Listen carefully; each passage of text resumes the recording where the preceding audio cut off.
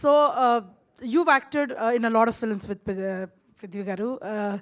I think, is it trust? Do you listen to the script, or do you just agree that it is he has chosen the film, so it will be good? Or You even know her.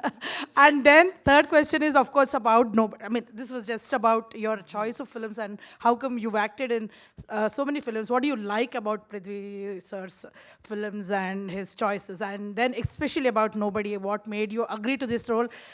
It's definitely not a lead female role which you would have loved, but still it is a Thank you great so role. much. Great role, by the way. Thank you. What's your name? Rajeshwari Rajeshwari Garu. Kalyanam. Thank you so much for this. It's a 5-part question. How much time do you have? That's my question.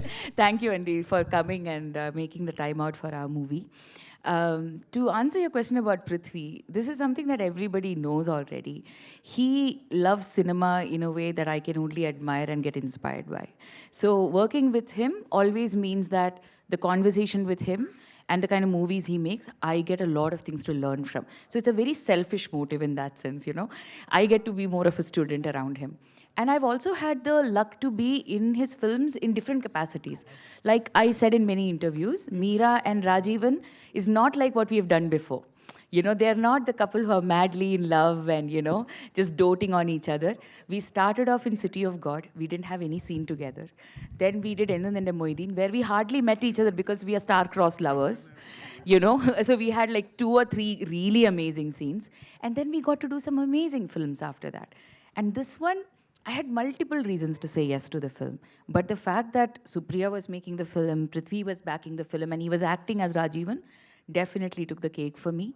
And yeah, Meera for me is the representation of a nobody that is a woman in our society, really. You know, her priorities are straight.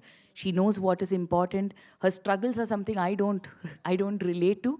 So I was very lucky to get into that skin of it. And yeah, thoroughly enjoyed working with Prithvi as Rajiv. And I don't think I've shouted at you like that ever. And it was a rather new space to, you know, be in. And I think I saw something, and I put it on Instagram as well. Someone has posted a photo of just the both of us from the climax and said, I haven't seen 2 actors working in different films have such different chemistry in so many different films. So I have to say I'm very lucky as an actor to be told that it's different with the same actor in different films. So thank you so much for your appreciation. Thank you. Just one question for Prithvi Garu also.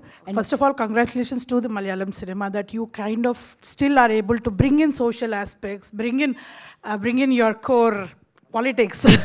We could see that between the lines. And Prithvi Garu, this is a question about Nobody also, and about generally the Malayalam cinema, which we are seeing that of course you've gone pan-India and people like your cinema, but because of pan-India, the films are becoming bigger. Because for example, this film has so much of action. I'm sure that must have costed a lot of money. So tell us about Nobody, about the different genres that are into it and the action, and also about, sorry, I always ask 2 questions so that I don't get a chance again.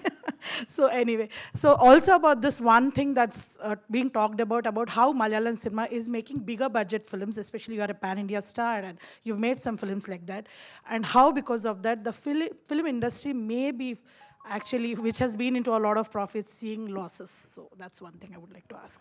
So with Nobody, I've said this multiple times that this is a film that you cannot really classify into one genre. Like even as you watch the film, I'm sure if you look back at it, you will realize that, okay, when the film started, you would have thought, oh, this is a film about a bank robbery.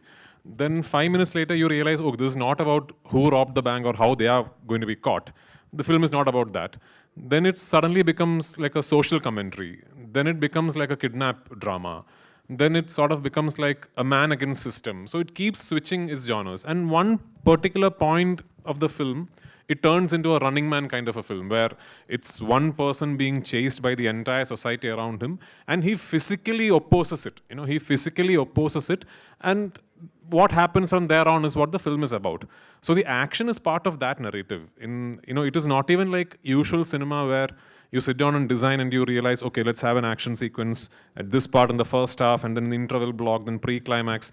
Here the action is like one continuous block almost in the second half, where it's actually the story is that he is facing one hurdle after the other, and each one of those hurdles is overcome through actual physical reactions.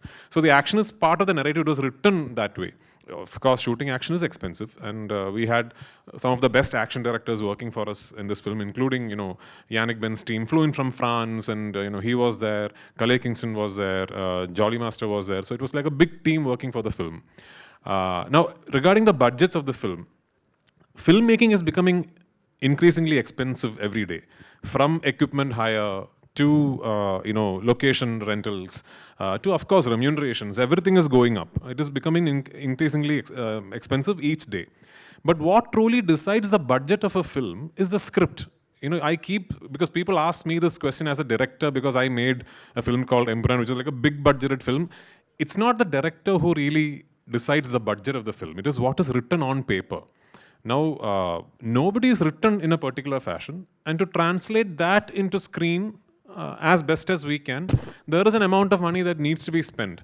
I am very lucky that I have Mukesh sir and Sarathi as my partners, because they understand this even better than me. They know, they will read the script and they will tell me if I am saying, okay, this is about, I think we'll make this film at 40 crores. They'll tell, no, sir, this is actually this much money. This is how we can delegate the funds. And they are actually very, very good with that and way more experienced than me. I'm actually thankful that I have Mukesh sir, who's probably more experienced than my age. So he has been around for, I think, as long as cinema is there. So he keeps giving me these pointers, and budgets are decided by the scripts. Malayalam cinema becoming bigger, and that's not about Malayalam. Everywhere you go, this is a problem that we have today, that cinema is becoming more and more expensive. Tahir is here, his cameras are very expensive, his equipment is very expensive. He does not give me discount also. So there, and I only work with him what to do. So because he has great equipment. So all this is becoming more and more expensive every day. But yeah, we try and keep our budgets as tight as we can in Malayalam. Thankfully, we have great actors like Parvathy who understand and come in and cooperate and be part of a film, understanding that, okay, this is how the film needs to be made. Of course, for most of my films, I try and not take a remuneration, and I take a share of the profits if there are profits. So that is how we are able to make these films in Malayalam. Or else there will be big restrictions on what kind of cinema we can make. Of course, in Telugu, it's much easier because the market is bigger. We are all aspiring to do what Telugu cinema has consistently done after Bahubali, where how you've really sort of grown and exploded your international territories, your domestic markets, your Indian markets, your dubbed versions market. There is a lesson in there for all of us. So yeah, hopefully one day budgets will no longer be an issue for Malayalam cinema. Let's look forward to that day. Yeah.